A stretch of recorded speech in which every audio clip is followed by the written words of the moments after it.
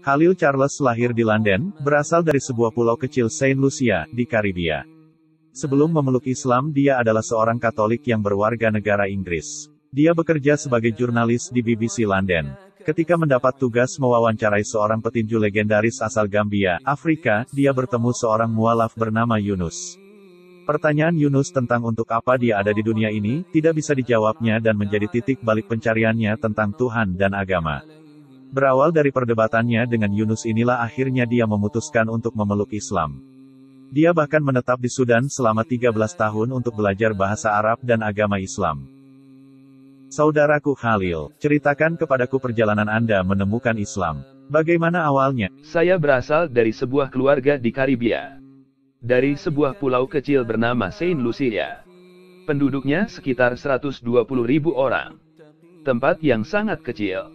Tetapi saya lahir dan dibesarkan di London. Kami keluarga Katolik. Orang tua saya masih Katolik sampai sekarang. Saya ingat ketika masih kecil, saya pergi ke gereja. Saya selalu percaya Tuhan. Saya selalu percaya bahwa Tuhan punya andil dalam kehidupan kita. Tetapi ada satu hal misalnya, yang menyebabkan ibu saya berhenti pergi ke gereja. Dan salah satu alasannya berhenti pergi ke gereja adalah, karena dia pernah melihat pendeta di altar sedang minum anggur. Dan dia dalam keadaan mabuk ketika berkhotbah. Jadi ibu saya merasa terganggu dengan hal itu, dan selama bertahun-tahun ibu saya tidak ke gereja lagi. Adapun pengalaman saya sendiri, suatu hari saya melihat seorang pria yang sangat membutuhkan pertolongan tengah berjalan di tengah sebuah pulau. Dan pendeta meminta anak-anak altar, yaitu anak-anak yang membantu pendeta ini, dan dia meminta anak-anak ini agar membawa pria ini untuk duduk. Saya masih anak kecil ketika itu, usia sekitar 8 tahun. Tetapi bagi saya jelas sekali pria ini butuh bantuan, butuh perhatian. Pendeta itu seharusnya menghentikan dulu khotbahnya, berbicara dan memperhatikan kebutuhan pria itu. Satu hal sebagai seorang Katolik adalah pertanyaan tentang hal pengakuan dosa. Pergi dan memberitahu seseorang bahwa Anda telah melakukan berbagai hal. Ayah saya dulu sering membawa kami untuk melakukan pengakuan dosa saat kami kecil. Kami harus mengatakan kesalahan kami kepada pendeta. Suatu ketika kakak saya hendak melakukan pengakuan dosa. Dia keliru membuka pintu. Dia membuka pintu bilik tempat pendeta mendengarkan orang yang melakukan pengakuan dosa. Dan pendeta itu tidak berpakaian yang sopan.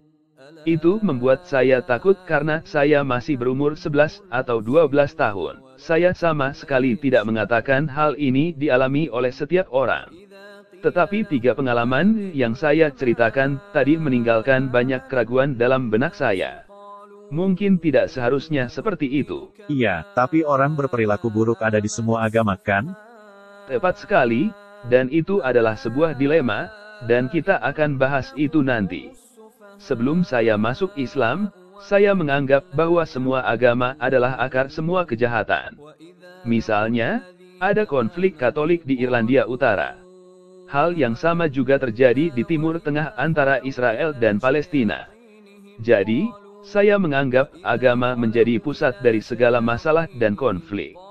Namun tidak demikian halnya sampai saya mulai menguji apa sesungguhnya yang dikatakan oleh agama-agama itu. Apa yang memicunya? Ya, benar sekali. Saya pikir, saya ingin melihat lebih dalam, mencari tahu tidak hanya apa yang orang-orang lakukan. Saya tipe orang tidak suka mengikuti orang. Saya selalu punya pemikiran sendiri. Dan saya ingin melakukannya dengan cara saya sendiri. Jadi, saya memutuskan untuk meneliti apa yang ditawarkan oleh masing-masing agama. Dan saya menandai Islam. Saya katakan, saya kira suatu ketika nanti akan saya dalami. Tapi saya pergi dan melihat agama yang lain dulu. Dari mana Anda memulainya? Tentu saja saya mulai dengan agama Kristen.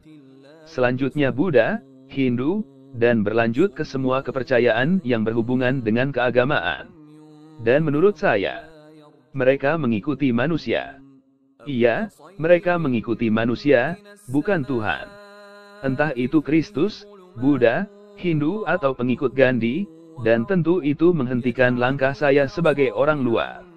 Jadi, ada masalah yang serius di antara agama-agama yang saya perhatikan.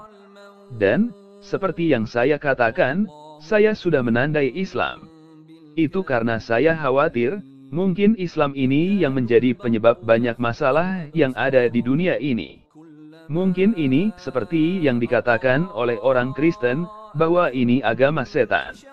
Mungkin ini agama anti-Kristus, yaitu agama yang melawan kebenaran. Tetapi sebagai seorang kulit hitam yang besar di Inggris, ada banyak yang mempengaruhi identitas Anda sebagai seorang kulit hitam. Oleh karenanya, misalnya kami mempelajari Martin Luther King, Malcolm X, aktivis pergerakan hak-hak sipil, pergerakan kekuatan kulit hitam, dan lain-lain. Juga Tommy Smith yang terkenal pada Olimpik 1968 dengan kekuatan kulit hitam sebagai tanda.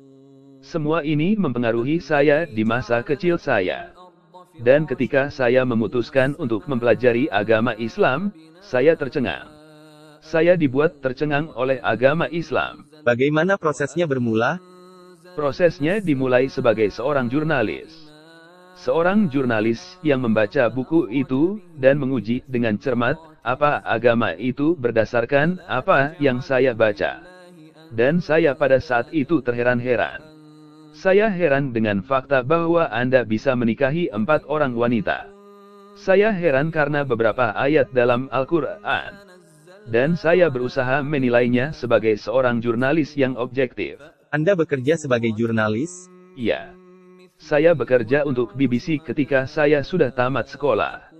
Dan pada saat itu saya dilatih sebagai seorang jurnalis untuk BBC. Kemudian saya beralih dari radio ke televisi. Jadi ini intinya seperti sebuah kisah investigatif? Iya. Seperti itu. Selama masa itu saya terus-menerus mencari kebenaran. Apa yang Tuhan mau dari kita? Dan haruskah ajaran itu berasal dari seorang manusia? Dan karena saya kira Nabi Muhammad sama seperti orang lainnya, misalnya, ajaran itu datang lewat Isa atau Yesus atau Buddha, dan Islam datang lewat Muhammad. Ketika saya mulai memahaminya, saya mulai membedakan Islam dengan yang lainnya. Tetapi sebelumnya tidak demikian sampai saya pergi sebagai seorang jurnalis ke Gambia di Afrika Barat. Dan saya bertemu dengan seorang yang sekarang jadi saudara dekat saya dalam Islam. Dan saya melihat dia dan keluarganya, punya banyak anak, dia menjalani hidup dengan sederhana. Dan dialog pun terjadi di antara kami. Dialog itu tentang Islam Anda dan agama secara umum. Saya tadi katakan kepada Anda bahwa saya adalah orang yang anti agama. Apakah Anda di sana melakukan sesuatu untuk BBC?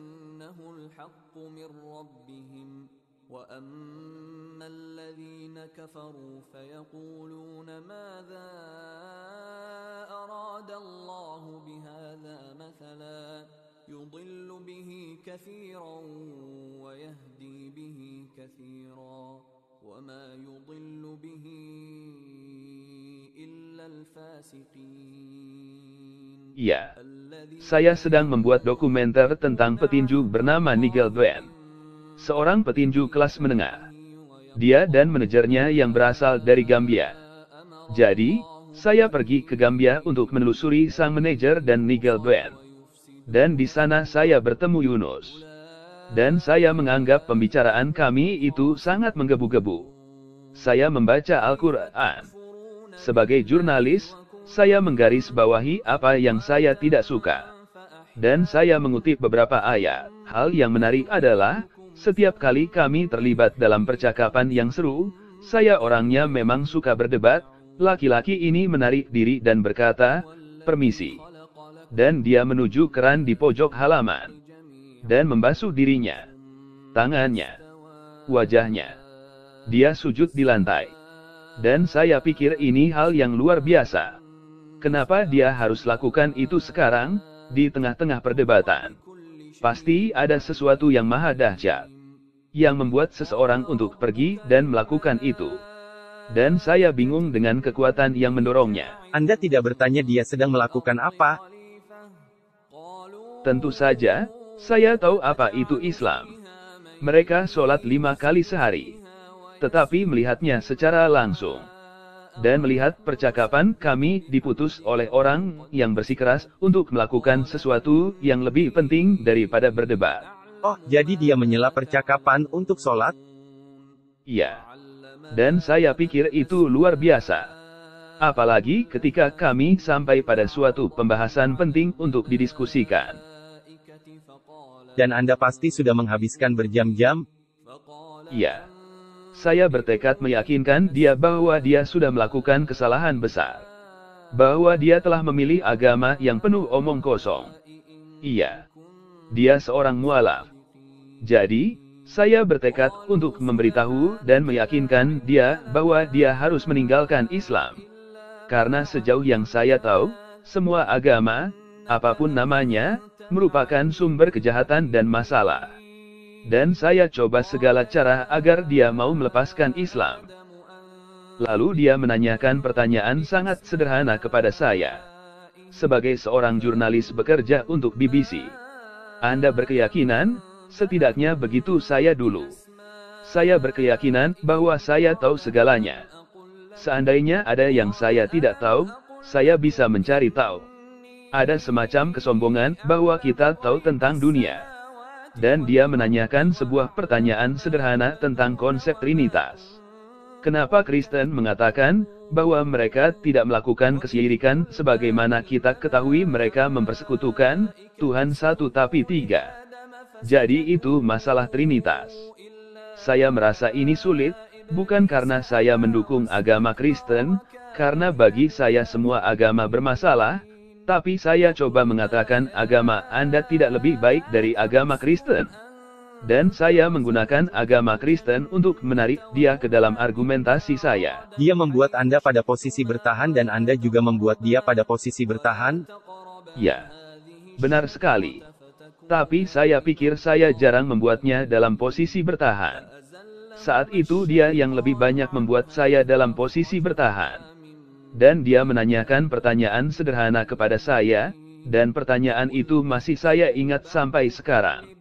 Yakni, kenapa, untuk apa Anda di dunia ini? Pertanyaan yang sangat sederhana. Dan, bertahun-tahun jadi jurnalis, dengan kecerdasan dan mampu menjawab segala pertanyaan, tapi saya tidak bisa menjawab pertanyaannya. Sepertinya tidak ada satupun jawaban logis untuk menjawab, kenapa kita ada di sini. Dia katakan dengan sangat percaya diri, saya tahu. Saya heran. Bagaimana bisa Anda tahu dan saya tidak? Saya seorang jurnalis yang memiliki pengetahuan luas. Dan Anda tahu. Kemudian dia mengutip ayat, wa ma khalaqtu jinni wal insi illa liya'budun. Dan aku tidak menciptakan jin dan manusia kecuali untuk menyembahku.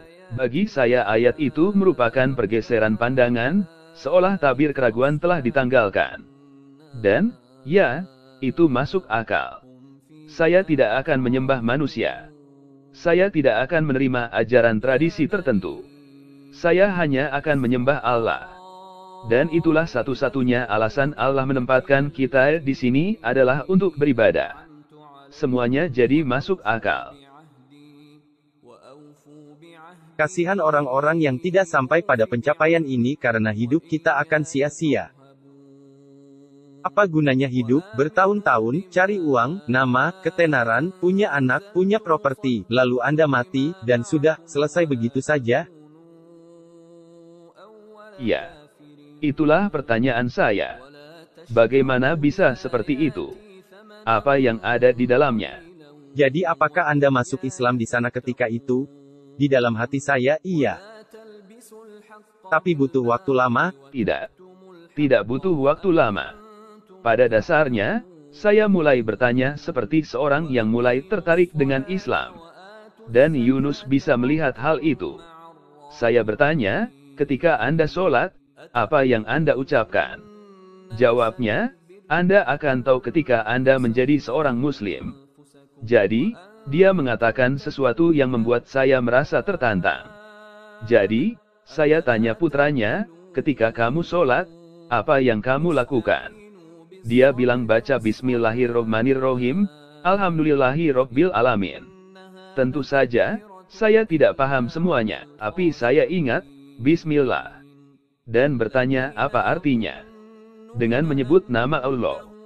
Jadi, saat saya meninggalkan Yunus, Anda tahu, Anda harus paham bahwa seorang Muslim adalah saudara bagi Muslim lainnya.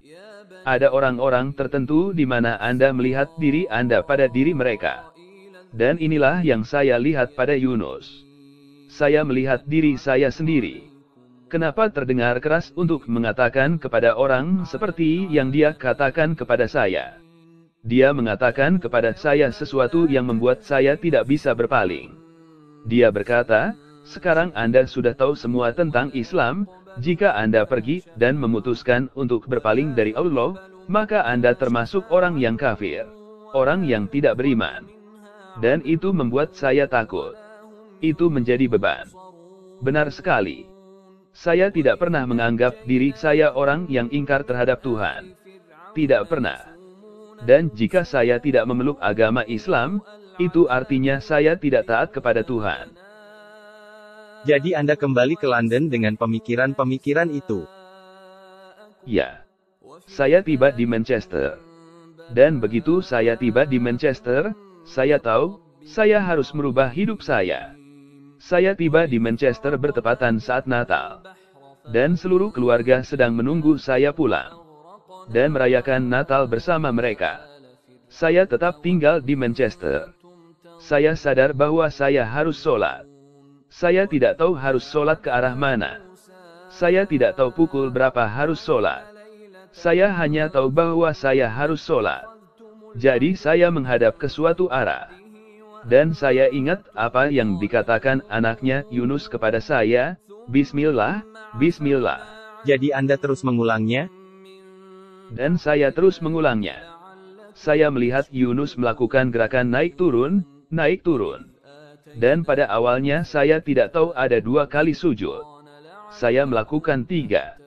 Karena saya lupa baru saja melakukannya. Saya akhirnya memutuskan resmi mengucapkan syahadat. Saya pergi ke Masjid Triclawot London.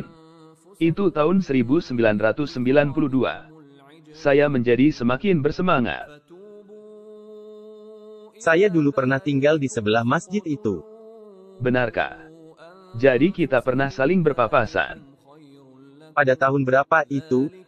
Di akhir tahun 1992, dan awal tahun 1993. Ya, saat itu saya tinggal di Jalan Harrow. Oh, bukan, namanya bukan Jalan Harrow, tapi jalan yang ada masjid itu, namanya Jalan Howard. Iya.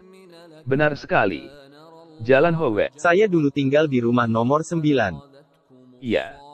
Saya mengucapkan syahadat di sana. Jadi apa tanggapan keluarga Anda? Awalnya keluarga saya merasa putus asa. Tapi seperti yang Anda tahu, perjalanan saya telah melalui, mencari tahu identitas saya sebagai anak muda. Jadi saya pernah menjadi Rastafarian. Saya pernah mencoba banyak hal, seperti persatuan kulit hitam dan lainnya. Saya telah melakukan banyak perjalanan. Dan sekarang saya tiba, di mana keluarga saya mengatakan, iya, dia akan meninggalkannya sebentar lagi. Mereka pikir itu seperti petualangan yang lainnya? Ya, begitulah. Tapi ayah saya sangat tertarik. Ibu saya, setelah berpikir, kamu benar-benar tidak akan meninggalkan apa yang kamu lakukan. Dia menjadi sangat marah. Dan teman-teman di sekitar saya merasa mereka tidak lagi memahami pandangan saya. Tapi tentu saja. Apakah Anda kehilangan teman-teman Anda? Iya. Saya bekerja di BBC dan setahun berikutnya saya berhenti. Dan saya selalu ditanya, mengapa Anda meninggalkan BBC? Karena saya merasa tidak bisa lagi berpura-pura. Saya tidak mengatakan bahwa menjadi jurnalis adalah sebuah kepura-puraan. Tapi ini tentang membumbui sesuatu. Kata mereka, ini untuk menguatkan sebuah cerita. Jadi ada semacam ketidakjujuran dari apa yang saya lakukan di BBC.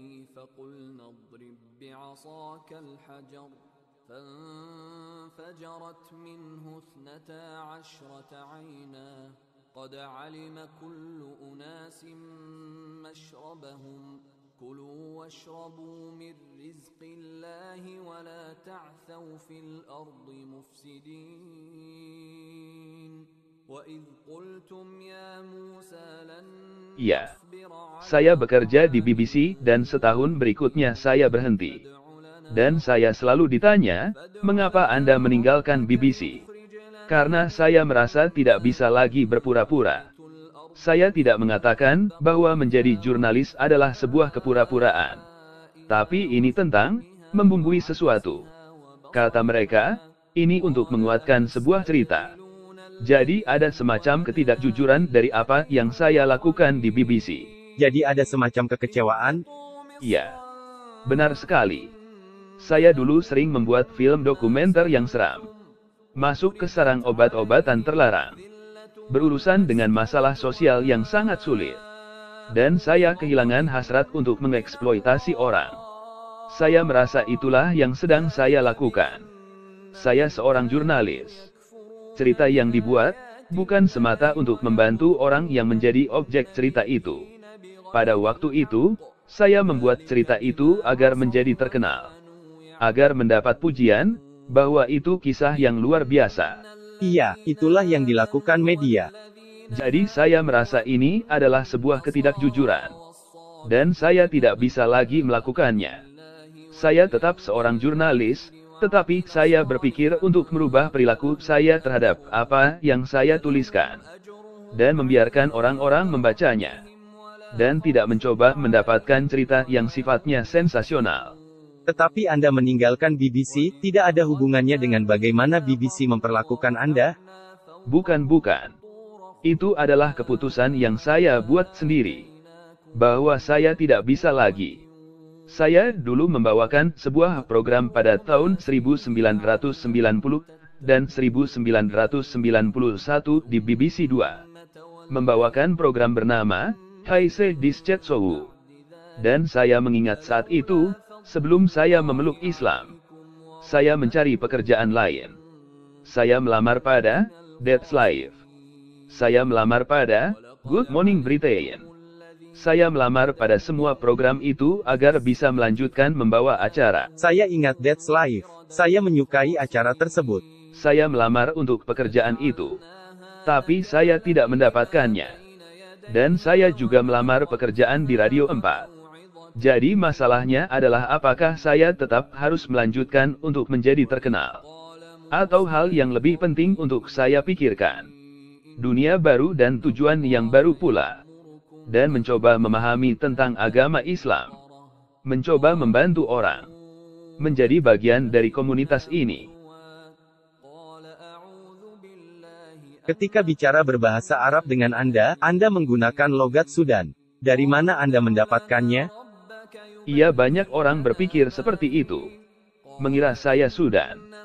Jadi, setelah saya memeluk agama Islam, saya mencari tempat untuk belajar bahasa Arab. Saya mencari tempat untuk belajar tentang Islam. Jadi, saya diberitahu oleh sahabat saya, sampai sekarang tetap bersahabat, sudah merupakan salah satu pilihannya. Mereka memiliki universitas internasional, di mana orang-orang belajar bahasa Arab dan mempelajari agama. Dan saya memutuskan, kenapa tidak? Mari kita coba. Jadi, saya belajar bahasa Arab selama 1 tahun. Saya sempat berpikir, saya akan kembali ke Inggris, tetapi, saya sangat menikmatinya. Tinggal selama 1 tahun di negeri Muslim. Mendengarkan azan. Mendengar orang mengucapkan Assalamualaikum. Itu hal yang luar biasa. Orang-orangnya sangat baik dan ramah. Jadi, saya kembali sebentar ke Inggris, kira-kira 1 tahun atau beberapa bulan setelah 1 tahun di Sudan. Kembali ke Sudan, dan tinggal di Sudan selama 13-14 tahun. Saya bekerja sebagai guru, sebagai jurnalis, dan saya sangat menikmati ketika berada di sana. Karena orang Sudan sangat ramah. Oleh karena itu, bahasa Arab merupakan bahasa kedua saya, meskipun menggunakan logat Sudan.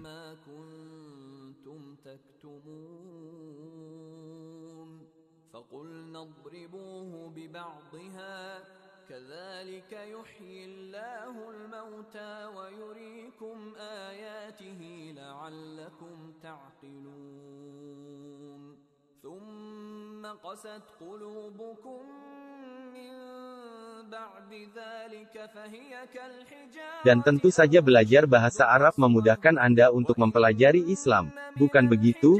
Ya, tepat sekali. Saya menghabiskan waktu ketika berada di Sudan, belajar dengan para syaikh setiap hari, kecuali hari Jumat. Dan pada awalnya, karena tidak mengerti apa yang terjadi, saya menggunakan tape recorder untuk merekam kata-kata syaikh. Kemudian saya pulang untuk mendiskusikan apa yang syaikh katakan dan sampaikan. Akhirnya, setelah 3-4 bulan atau mungkin lebih cepat, saya bisa mengerti dan belajar secara tradisional sangat baik. Mereka memberi Anda buku bacaan. Anda punya bacaan yang bisa Anda pelajari. Jadi Anda bisa belajar bahasa Arab dari bacaan itu. Dan Anda juga bisa mendapat penjelasan dari orang yang memahaminya. Dan alhamdulillah, saya sangat beruntung menghabiskan waktu saya. Saya juga mengajar bahasa Inggris di sekolah. Tapi saya harus meninggalkan sekolah setiap hari antara zuhur dan asar untuk belajar kepada syaikh setiap hari. Saya biasanya menanyakan saudara atau saudari yang saya wawancarai tentang bagaimana mereka dianggap atau diterima oleh komunitas muslim setempat. Anda ke Sudan dan tinggal di negara muslim. Tetapi apakah ada pengalaman khusus tentang komunitas muslim di London?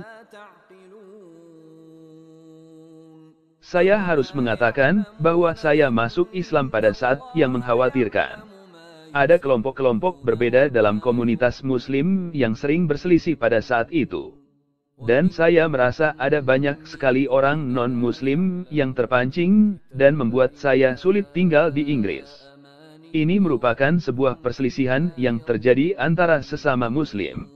Dan oleh karena itu saya harus pergi dan hijrah ke tempat lain. Kemudian mempelajari agama saya karena ada banyak sekali pendapat yang bertolak belakang tentang apa dan bagaimana seharusnya orang menjalankan agama Islam. Jadi saya mendapatkan kekuatan besar untuk menjauh dari semua itu dan belajar di Sudan. Tentu saja beberapa kelompok ini mengatakan kepada saya kenapa pergi ke Sudan. Sudan adalah negara di mana mereka melakukan hal-hal aneh. Hal semacam ini. Tapi saya tidak menemukan itu. Sebaliknya, Sudan merupakan negara yang hebat dari segi bagaimana orang-orang hidup dalam Islam. Saya merasa sangat dihormati dan disegani dikenal sebagai guru bahasa Inggris sekaligus jurnalis di sana. Dan ini merupakan rumah kedua saya. Ada hal yang lucu ketika saya kembali ke Inggris. Dan ketika saya kembali ke Inggris, Setelah 14 tahun, setelah 14 tahun saya kembali ke Inggris. Dan ada satu hal yang luar biasa. Ada perasaan-perasaan tidak bersemangat kembali ke Inggris. Bukan tahun 2000 atau 2001. Saya kembali tahun 2012. Sepanjang tahun 2000. Saya berada di Sudan pada saat peristiwa 11 September. Tidak. Saya tidak berada di Inggris kala itu. Iya, tetapi pada tahun 2012 itu, saat itu pada puncak revolusi Arab. Benar sekali. Jadi, ada banyak tekanan, bukan karena revolusi Arab, tapi memang karena banyak tekanan untuk menjadi seorang Muslim. Saya merasa sedih saat itu. Saya merasa, secara budaya, Anda tinggal bersama orang Muslim, Anda meniru perilaku mereka. Jadi sangat sulit pada awalnya untuk beradaptasi.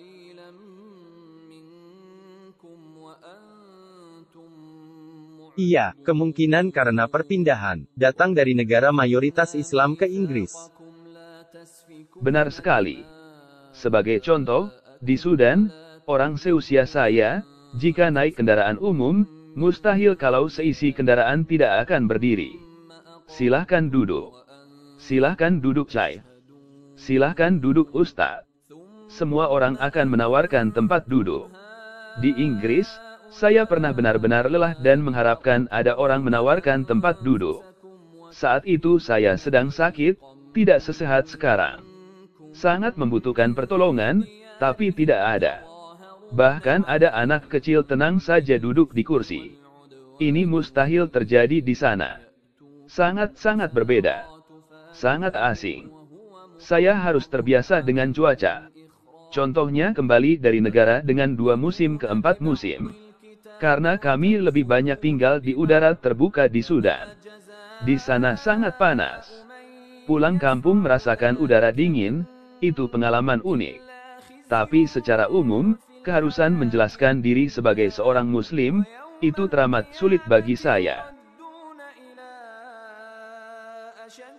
Saya selalu mencoba menjelaskan ketika orang menghakimi, lihat apa yang orang Muslim itu lakukan, dan sebagainya. Tapi saya selalu sangat percaya diri tentang Islam dan Muslim. Saya bukan termasuk di antara orang yang menganggap bahwa Islam sedang mengalami kemunduran. Saya melihat dan takjub berapa banyak orang yang masuk Islam dan yang sedang diajak bahwa ini adalah tuntunan hidup yang ingin mereka pilih, ingin mereka lakukan. Bagi saya ini kabar baik dan masih terus jadi kabar baik terkait yang sedang terjadi pada Islam. Pengalaman saya sendiri, saya teramat sangat disambut dengan baik. Alhamdulillah. Saya menyaksikan begitu banyak orang yang hidupnya menjadi jauh lebih baik. Orang tua mereka menyayangi dan mereka menjadi orang yang lebih baik dengan karakter yang baik pula. Tidak ada yang lebih baik daripada hidup bersama orang-orang baik. Muslim yang baik. Alhamdulillah. Pesan yang sangat bagus untuk penutup. Terima kasih banyak. Senang berbicara dengan Anda. Kisah saudara kita Khalil Charles ini menyadarkan kita bahwa selama seseorang memelihara hatinya untuk percaya kepada Tuhan pencipta alam semesta, maka Allah pasti akan memberinya jalan untuk menemukan kebenaran Islam. Ketika itulah Allah akan memberinya pilihan untuk menerima Islam, atau menyangkalnya. Jika dia percaya adanya hari pembalasan, maka dia akan bersegera memeluk Islam. Segala puji bagi Allah, pencipta alam semesta. Allah, yang Maha Pengasih lagi Maha Penyayang.